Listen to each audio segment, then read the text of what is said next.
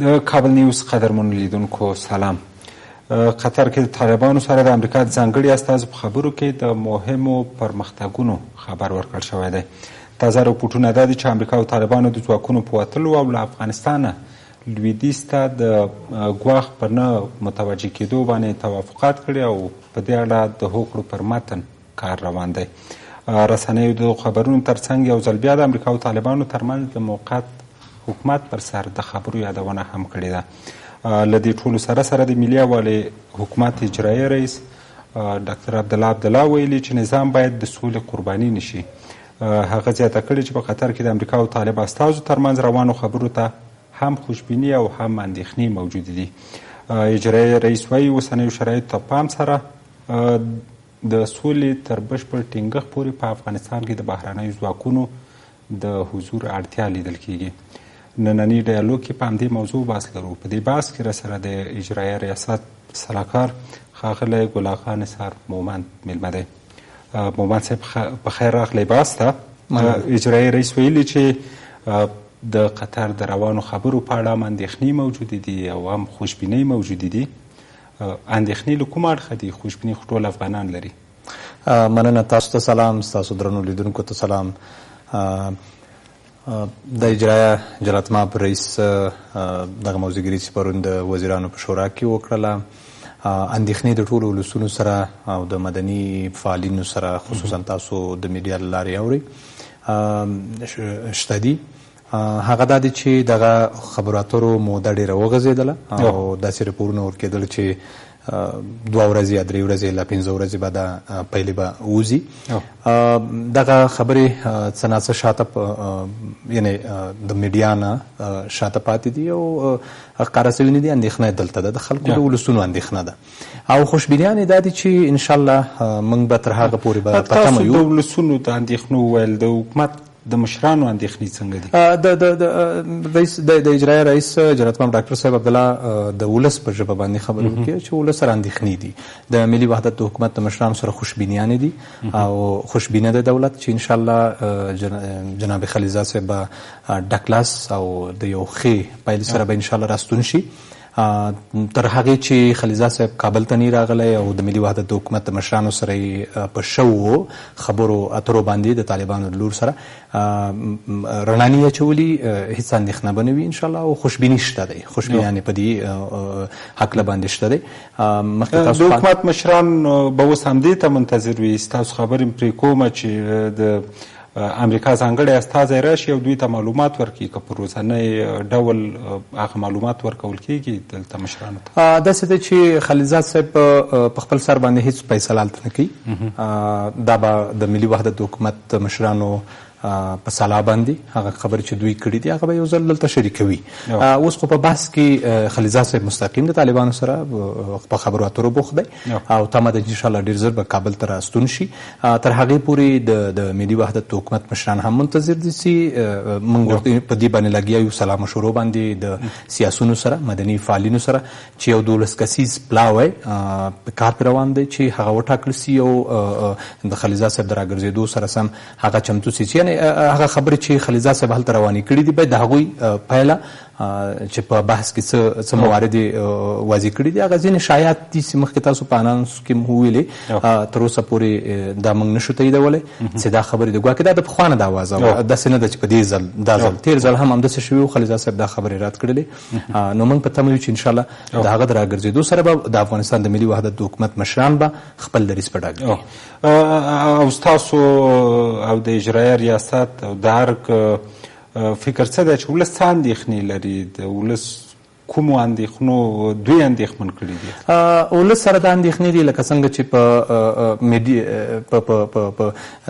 رسنیو کې ځینې بحثونه کېږي، ځینې ګواښې موقت حکومت رامنځته کېږي او نورې ځینې داسې خبرې دي چې ګواکې واک به طالبانو ته سپارل کړي. دغه اندېښنې دي. یعنې ولس نه غواړي، د ملي وحدت حکومت مشران نه غواړي، نظام نه غواړي چې هغه لاسته راوړنې چې د اساسي قانون دی او نورې لاسته راوړنې چې موږ د بیان د ازادۍ، د ښځو د حقوقو، د نورې خورا لاسته راوړنې چې په ډېرو زیارونو باندې موږ لاسته راوړي دا د لاسه ورنکو.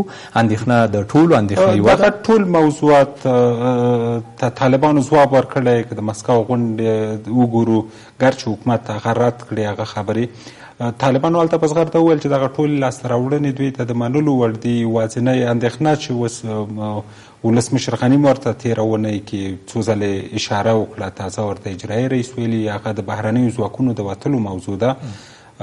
د ملي امنیت شورا سلاکار هم دا تېره شپه د ملګرو ملتونو په غونډه کې هم د موضوع ته اشاره وکړه.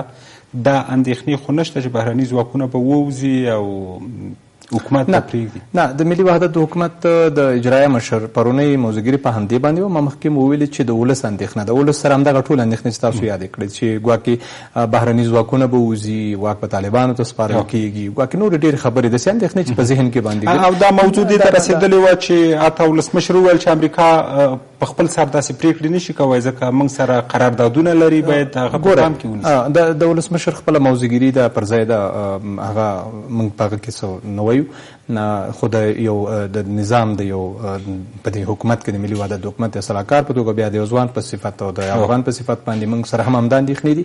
موږ سره بالکل بهرني ځواکونه دلته یو قرارداد لري، تړون لري، 10 کلن چې باید هغه څه ژمنې چې کړي دي باید پوره یې کاندي. نو د وتلو هیڅ داسې دغه به نه وي، اندېښنه نشته دی. هغه خبرې مخکې هم خلیلزاد صاحب رد کړي دي، د امریکا د بهرني چارو وزارت رد کړي دي.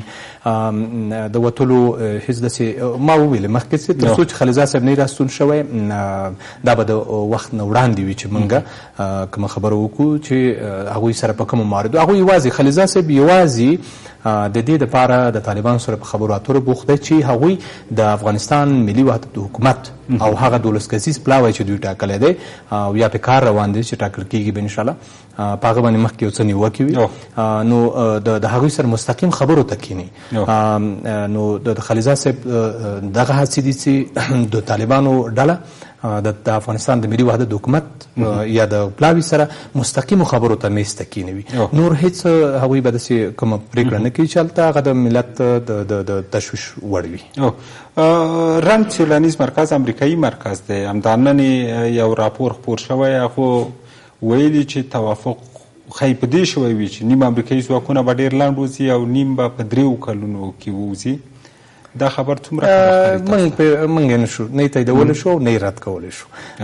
ما وویل مخکې چې د امریکا استازی چې دی د سولې دپاره او د منطقې دپاره خلیلزاد دی او خلیلزاد صاحب به د راګرځېدو سره موږ ته ټول هغه څه اړخونه به جوتوي چې د طالبانو خو موږ یوازې د هغه نه تمه همدا ده چې هغوی موږ سره د میز تر شا کښېنوي او مخامخ خبرو ته یې وهڅوي. زموږ غوښتنه همدا ده.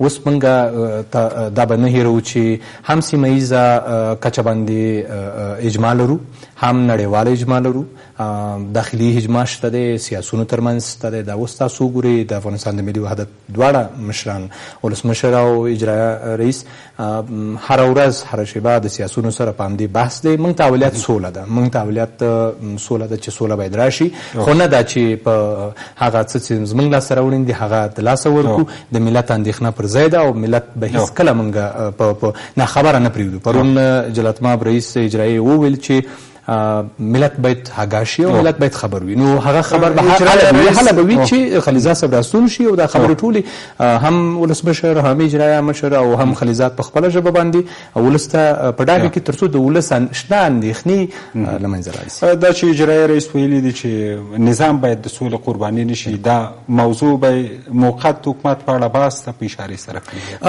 هغه دغه بحث دی چې دا په میډیا کې روان دی، یعنې تایید شوی نه دی. هغه لکه څنګه تاسو مخکې په اناونس کې ویل چې موقت حکومت، دغه د موقت حکومت اطلاق دا د نظام د منځه وړل دي، نه د نظام دغه لاسته راوړنې بیا موږ د صفر نه شروع کوو. موږ به هر ځل بیا موږ داسې سوله نه غواړو. سوله باید او سوله هم داسې نه چې د یوې ډلې سره. موږ سوله که غواړو شرایط زموږ همدا دي چې اساسي قانون زموږ تر پښو لاندې نه شي، زموږ شته لاسته راوړنې تر پښو لاندې نه سي، زموږ اردو زموږ فوج چې موږ په وینو باندې د دې ولس په قربانیو باندې رامنځته سوی دا د لاسه ورنکو.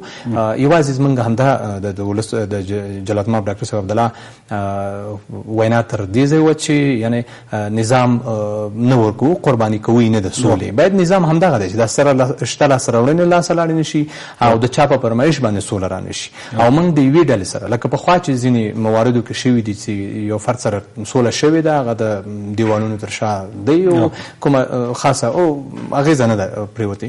نو موږ غواړو چې دا ځل یوه سوله وکړو او هغه سوله دا ده چې چې ولس د جګړې نه خلاص کو او ولس سره ولس مستقیم په خبرو اترو باندې باید آګاه وي او باید هغه ته ولس ته هره شیبه د دې روانو خبرو معلومات ورشي. خو ان شاء الله تمه ده چې خلیلزاد صاحب ډېر ژر راستون شي او موږ به خپل دریځ بیا روښانه کړو. یو موضوع د افغان سیاسونو او د طالبانو ترمنځ د ناستې وه چې یو پړاو مسکو کې وشو، حکومت ورسره مخالفت وښود. په دې تړاو د ارګ او د اجرایه ریاست دریځ یو دی که تفاوت لري؟ ځکه په د مسکو غونډه کې د اجرایه ریاست مرستیال هم ګډون درلود او د جمعیت ګوند مهم مشران پکې.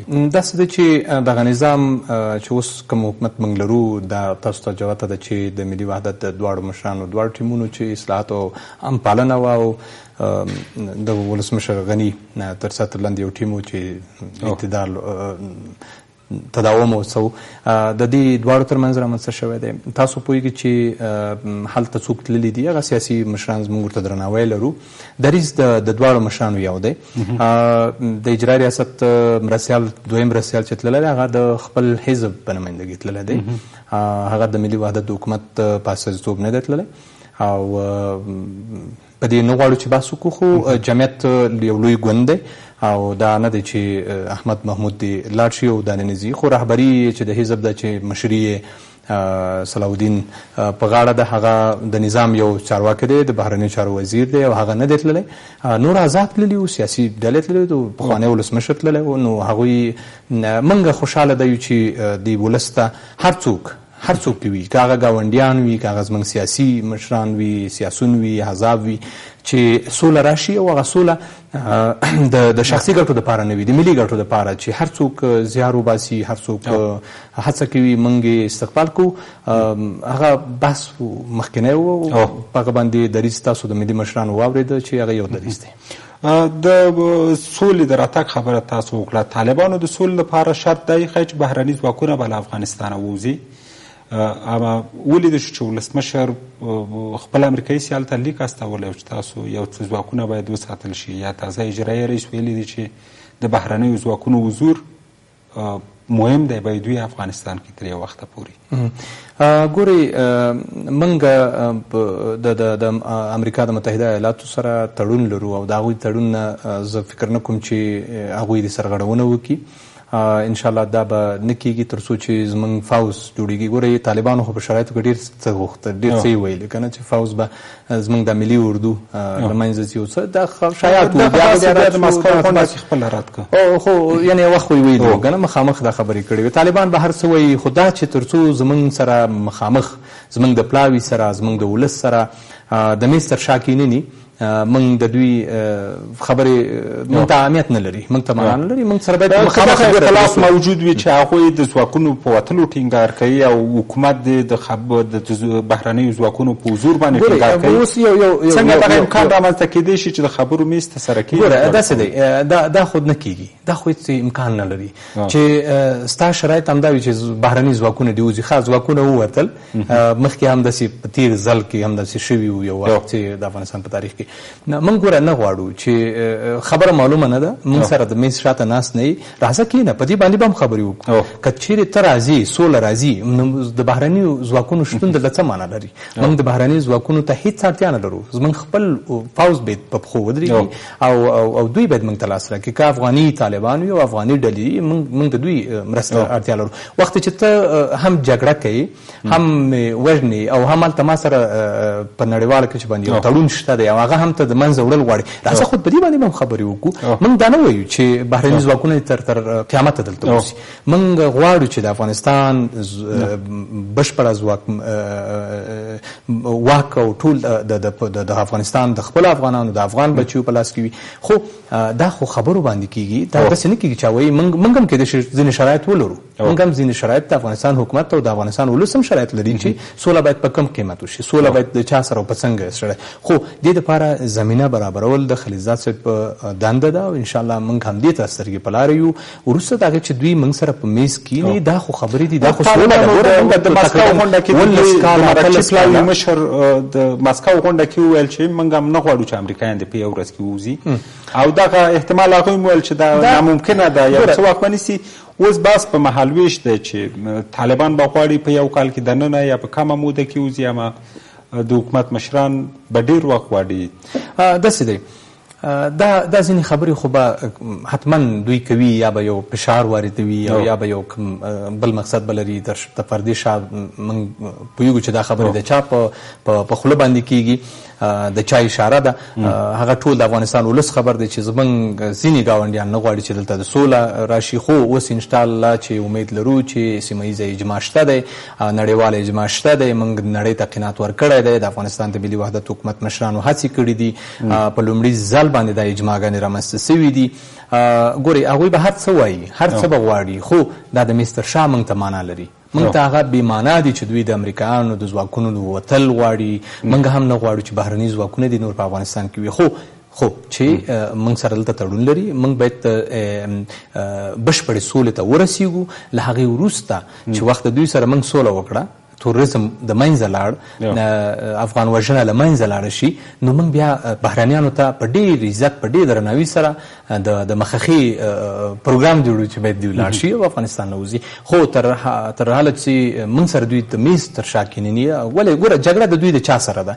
جګړه خو د طالبانو د افغانستان د حکومت سره، د افغانستان د خلکو سره، د افغانستان د نظام سره ده. تاسو پرون شپه وګورئ چې څومره تلفات د افغانستان ځواکونو ورکړي دي هره ورځ. دا د چا؟ دا خو زموږ د نظام سره جنګېږي. وخت چې زما د نظام سره جنګېږي، راځه سوله وکړه، د سولې په نامه د میز د خبرو میز شاته را سره کینه، هلته بیا خپل شرایط واچوه. د افغانستان د خلکو شرایط طالبان او زمسته هم شرایط کله دغسې پوښتنه وشي، هغوی وایي موږ په پیل کې له امریکا سره باید یو توافق ته ورسېږو، بیا بین الافغاني خبرو ته وروسته راځو. دا د هغوی یعنې چورلټ انکار یې نه دی کړی چې موږ به تر اخره له حکومت سره نه کینو. ویلي دي چې اول موږ باید امریکا سره توافق ته ورسېږو، بیا به وروسته حکومت سره. دا د هغوی وینا ده او موږ په هغوی په وینا کې څه ما مخکې وي چې څه نه وایو، ولې چې هغوی به ډېر څه وایي، اته بلا کم به یې ویلي وي. خو دا به هله موږ بیا پې بحث کوو چې زموږ د پلاوي سره کیني، زموږ پلاوی ورته هم خپل شرایط کیندي او نړیوال څارونکي دي وي، هغه دې ګوري چې کوم لوری څه غواړي. خو مخکې د وخت نه، دا د مخکې د وخت نه ده چې هغوی خپل شرایط په موږ مني یا په بهرنیانو مني. دا په دې باندې بحث کول د وخت ضایع کول دي. باید دوی خپله هغه صداقت او رښتینولي وښیي چې د افغانستان د خلکو سره نور د جګړې بندېدل غواړي، د افغانستان د افغانانو د وژنې لاس اخلي. نو بیا به هلته موږ په د نړیوالو ځواکونو په تللو یا وتلو باندې هم بحث کوو او نور موارد د دوی. یو بل بحث چې اجرایي رئیس ورته تازه اشاره کړې وه، هغه ویلي چې طالبان د قطر له روانو خبرو څخه تبلیغاتي وسیلې په توګه استفاده کوي. څه معنا؟ جناب ډاکټر صاحب عبدالله پر ځای ټینګار کړی او دا وینا پر ځای ده. ولې چې مخکې ما وویلې چې دوی همدغه تبلیغات دي چې موږ د بهرني ځواکونو ایستل غواړو، موږ د نظام دغه پوځ د چا تر څه ځینې موارد دي چې هغه زموږ په خوله نه راځي او د افغان پوځ دی، د افغان مېړنی ځواک دی او د افغانستان نه دفاع کوي، په کلکه ملاتړ کوي د خپلې خاورې نه، د خپل ناموس نه، د خپل هغه جغرافیې نه. نو دا د هغوی واقعا چې تبلیغات او تبلیغات دي چې اوس په رسنیو کې دي او ولس د تشویش سره مخ کړی دی. خو ولس هیڅ کله اندېښنه نه کوي، هیڅ کله تشویش نه کوي. د ملي وحدت د حکومت د مشرانو دریځ یو دی، نظام تر شا موږ سره ولس دی او ولس هم اندېښنه نه کوي او د ولس په خوښه او په سلا باندې موږ اخته یو چې دغه پلاوی جوړ کړو او دغه پلاوی وټاکل سي. او دا د خلیلزاد صاحب د راتګ نه وروسته به دا جوته کېږي چې آیا د موږ سره اوس دوی سولې خبرو ته کیني که نه کیني. وخت چې موږ سره سولې خبرو ته نه کیني، موږ د نظام قرباني دل نه غواړو، موږ د بهرني ځواکونو وتل نه غواړو. دا زموږ د نظام دریځ دی، دا زموږ د خلکو دریځ دی. ولې چې موږ ډېرې قربانۍ ورکړي دي، باید دې قربانیو ته درناوی وشي او دغه تللی کاروان باید لا مخته لاړ سي، نه چې شاته بیرته ستون شي. او موقت حکومت جوړېدل هغه څوک غواړي چې هغه د سولې نه ویره لري او هغه په سوله کې خپل خیر نه ویني. نو موږ انشاءالله دې ته هېڅکله خلیلزاد د تیرو 5 پروسو کې په دې بریالی نه شو طالبان ته دا قناعت ورکړي چې له افغان حکومت سره د خبرو ته کیني. تاسو څومره هیله لرئ، څومره ژر به هغه وکړئ چې طالبانو ته دا قناعت ورکړي چې د افغان حکومت سره هم تمه لرو او هم هیله لرو. هیلهمند په دې یو چې ځینې موارد بحثونه چې مخکې خلیلزاد صاحب ته او د طالبانو سره خبرې کړي، د ملي وحدت مشرانو سره لیدلې دي، هیله شته ده انشاءالله چې څه پایله به راوړي.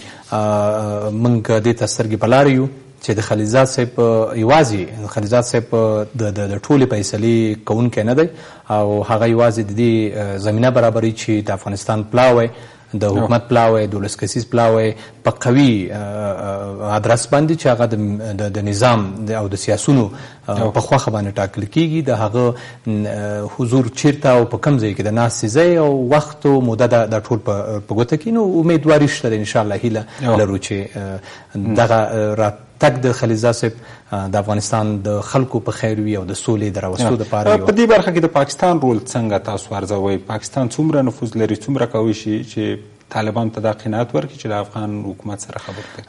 ګوره ما مخکې وویل چې موږ سیمه ییزه کچه باندې یو اجماع لرو چې په هغه کې ایران، پاکستان، ترکیه، چین او نور هیوادونه د سیمې هیوادونه دې ته لیوال دي چې باید د سولې مذاکرات بریالي شي.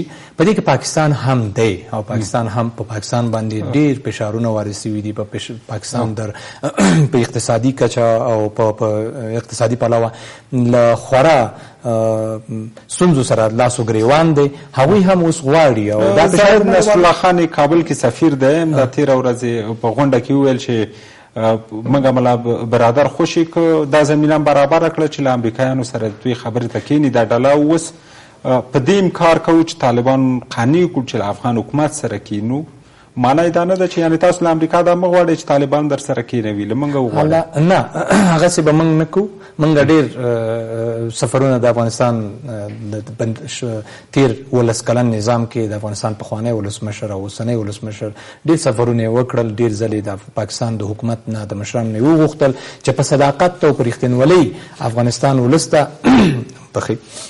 د سولې دپاره لاس ورکړي او موږ د دې زموږ په هیواد کې د لاسوهنې څخه ډډه وکړي.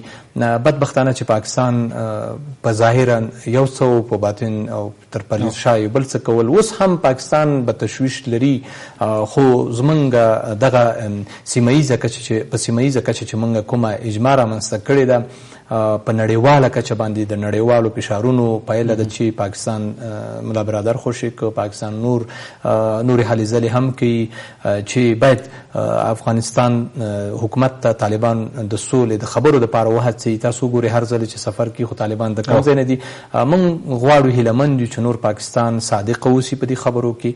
د پاکستان د حکومت او د پاکستان د نظام خیر د افغانستان په سوله کې موږ ترېنه هیله کوو چې نور د صداقت لاس او د رښتینولۍ لاس موږ ته راووت کړي، د دوستۍ لاس ترې راووت کړي. موږ هر چاته په سیمه کې هیڅ زیان نه ده رسولی، موږ د دوستۍ لاس غځولی دی. نو د دوی نه مو هم هیله ده، تمه ده چې پاکستان د نور د خپلو هغه ورانکارو فعالیتونو څخه ډډه وکړي او نور د په صداقت او په رښتینولۍ موږ په نړیوالو باندې واضح توګه هم ولسمشر هم د افغانستان اجرایه مشر او په امریکا کې د افغانستان په ملګرو ملتونو کې د افغانستان استازي سایکل صاحب په بار بار شواهد کره اسناد وړاندې کړي دي.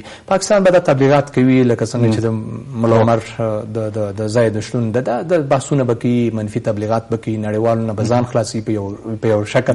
همدا ملا برادر پسې خپله جلالتمآب حامد کرزی څو ځلې لاړه چې باید دا خوشي کړي، مګر هلته د پاکستان باندې دومره فشار نه و وارد شوی. اوس تر فشارونو تر اغېز لاندې دی.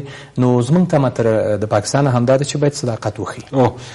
ویل کېږي چې د قطر د دې خبرو نه وروسته امریکا او روسیه او چین په پام کې لري چې د افغانستان د سولې په اړه درې اړخیزه ناسته ولري. درې واړه د نړۍ ځواکمن هیوادونه دي، بیا دوه خو زموږ ګاونډي دي او امریکا موږ ورسره قراردادونه لرو، دلته حضور لرو. هغه ناسته به څومره اغېزمنه وي ځکه دا ټول د سیمې په پاکستان نفوذ لري، په ایران لري او د مهمو سازمانونو غړي دي. موږ هر هغه ناستې ته چې زموږ ګاونډیان په هغه کې صداقت ولري د افغانستان ته د افغانستان نظام ته موږ یې هرکلی کوو. موږ ورته چمتو یو چې موږ د هغوی سره هم په دې ناستو کې ګډون وکړو، خپل پلاوي ورواستوو.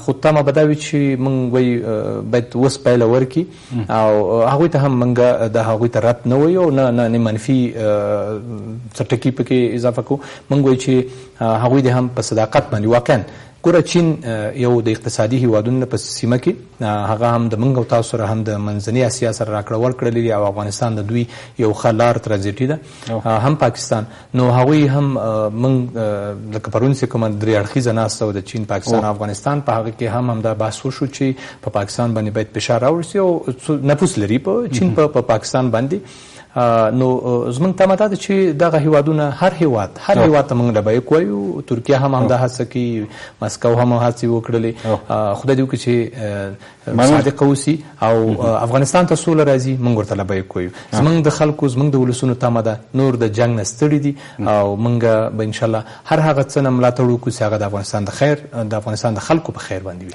مننه ډېره زیاته چې راغلی بحث کې مرسته تاسو نه مننه. درنو لیدونکو له تاسو مننه چې تر دې دمه له موږ سره